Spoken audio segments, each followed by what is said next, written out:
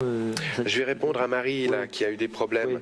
C'est pas notre but de dire qui est bon et qui est mauvais. Mais on va pas répondre à des questions concernant des médecins particuliers. Comme je suis neutre, on va pas le dire, mais comme je viens de Suisse, c'est clair qu'il faut qu'elle demande un deuxième avis.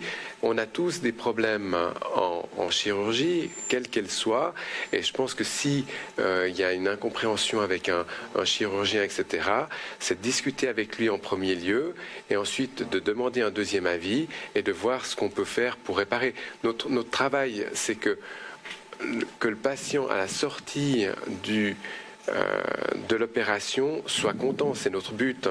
Donc, quelquefois, on a des problèmes, on essaye de les résoudre le mieux possible. Dans notre groupe, quand on a une incompréhension de personnes, on essaye de la donner à un autre chirurgien pour continuer l'explication.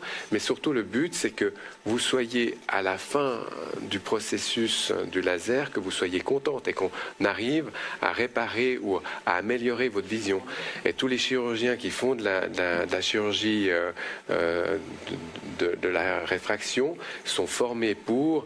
Il y a personne dans le monde qui font ça comme des cow-boys. C'est une très longue formation et je pense que c'est important que vous le sachiez. Oui, je pense qu'effectivement le deuxième avis est quelque chose de bon sens. Tout le monde ferait ça naturel et qu'il faut le faire.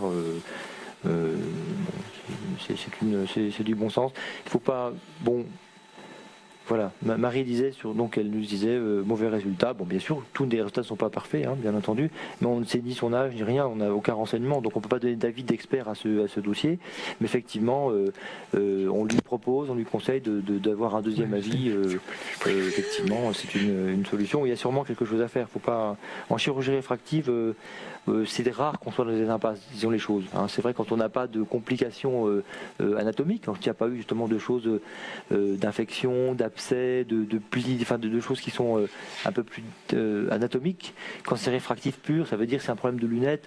Dans la mesure du possible, on a quand même des outils assez performants où on peut améliorer les choses en général. C'est vrai.